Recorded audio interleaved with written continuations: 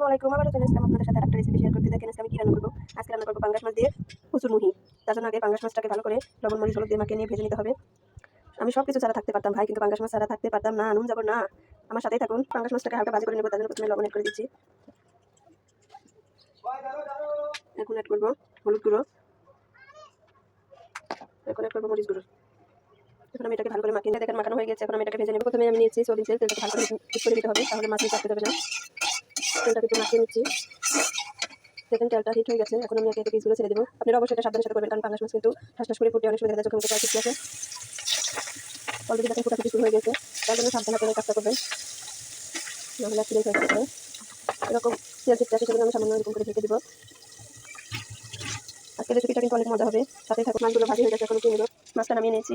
এখন আমি নিয়ে নিয়েছি সয়াবিন তেল। এখন এটা আমি আস্তে ধীরে করে দেবো কয়েকটা, তাহলে ভালো লাগে আসলে তরকারিটা। এখন অ্যাড করবো পেঁয়াজ কুচি, অ্যাড করছি। পাঙ্গাস মাছটা আসলে আমার অনেক ফেভারিট। রেসিপিটা একটু ভালো করে ভেজে নেবো। এখন অ্যাড করবো মরিচ ফালি, ফালিগুলো সামান্য একটু ভেজে নেবো। এখন আমি অ্যাড করবো, এখানে আমি মিক্স করে রেখেছি আদা রসুন জিরা ব্লেন্ডার করে রেখেছিলাম, এখন এগুলো অ্যাড করে দিচ্ছি পরিমাণ মতো। অ্যাড করে দিলাম। এখন অ্যাড করবো লবণ, স্বাদ মতো লবণ।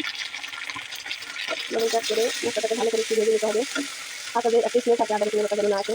এখন অ্যাড করে নিলাম, এখন এটার মধ্যে অ্যাড করে নিলাম হলুদ গুঁড়ো আর মরিচ গুঁড়ো। এখন আমি কষিয়ে নেবো সুন্দর করে মশলাটাকে।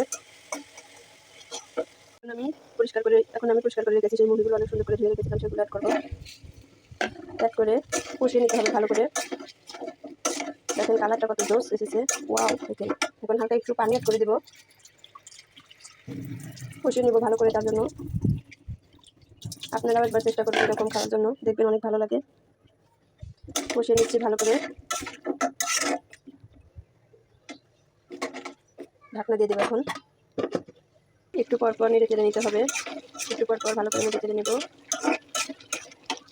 কষিয়ে নেবো ভালো করে। আবারও ঢেকে দিলাম, কষানো হয়ে গেছে। এখন আমি ভেজে রাখা মাছের পিসগুলো অ্যাড করবো।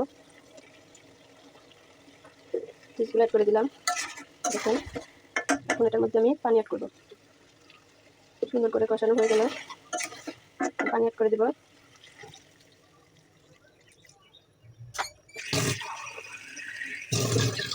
পানিটা অ্যাড করে নিলাম।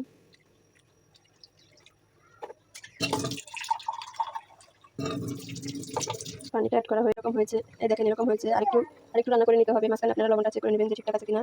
এই দেখেন হয়ে গেছে, এখন নামিয়ে নেবো। দেখেন নামিয়ে নিয়েছি, কত সুন্দর হয়েছে। আপনারা একবার চেষ্টা করবেন খাওয়ার জন্য।